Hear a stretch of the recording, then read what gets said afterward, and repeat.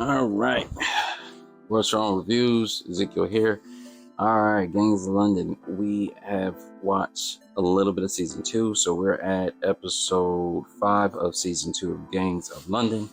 So, like I said in my short, all my problems with season 1 has been answered. So Sean, spoiler alert, I'm sorry, Sean is back. Very happy about that.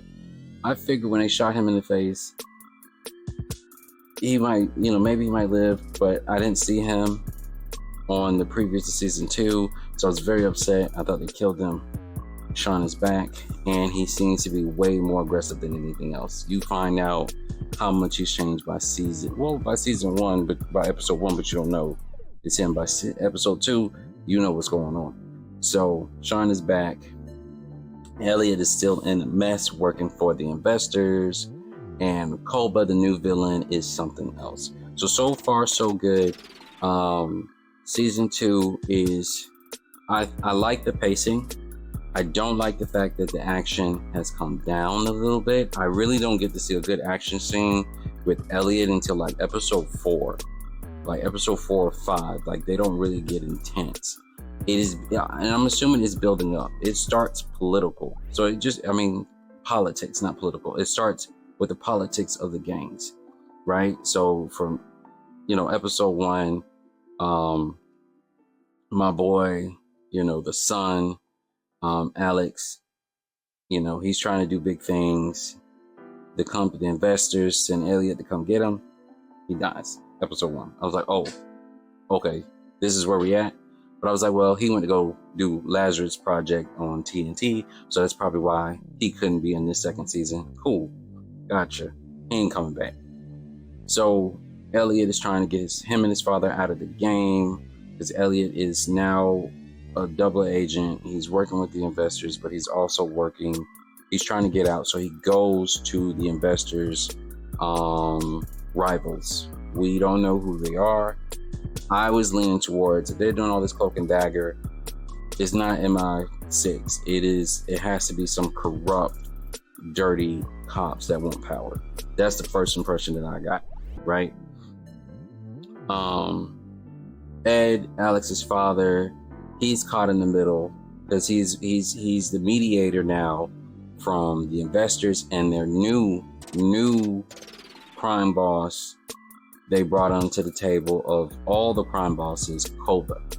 Now, Koba's a very eccentric and deranged villain. He's a new villain. He's a new spearhead of all this. He's working for the investors. Like I said, it's basically the crime bosses of the whole city basically are doing a whole, Justice League type of thing. Villains of justice type of thing. So you got all the crime bosses, whether it's gun, drugs, prostitution, they all work for the investors. Koba's new into the game. He comes through, and first thing he does, kills people. Just off the bat, kills people, and kills people the way that his eccentric self does. Okay? That's our introduction to this villain. Alright, so I said, okay, Koba's here. He's not to be trifled with, and don't play. Luna from season 1 is caught up between something with Koba. Luna is tired of the investors having so much control. They're just going to they know Koba is a wild dog. He's going to take my property, Ed. Ed, why are you standing for this? Help me out, right? Luna is the one who messed with Koba in the beginning, why Koba started killing people. And Koba knows, Ed knows, everybody knows. But they don't know who Luna is working with. We find out Sean's mother, what's her name? My girl from Gang of Thrones, the mother from season 1, Marilyn Wallace, is working with the mistress of Finn Wallace together to get back at the investors. I was like, oh, okay, that's a weird ally right there. I don't see that lasting very long. The mistress and the wife. Okay, all right, whatever. But the mistress has Finn Wallace's money that he stole from the investors, which is a little bit over $1 billion. I said, okay, that's a good person that you want to be in league with then. For $1 billion, I'll do that. So you got that going on between Ed, Koba, and the investors. Ed is caught in the middle. He's trying his best to keep the peace, but it ain't working. Cobra is a wild dog. They can't keep the peace with him. Cobra finds out about Luna. Luna gets a warning. Cobra comes after the family, buries the wife alive with the camera in her face. Oh, okay. Oh, we going there. We gonna come back to that. I'm gonna leave that. Let y'all watch it. Leave that.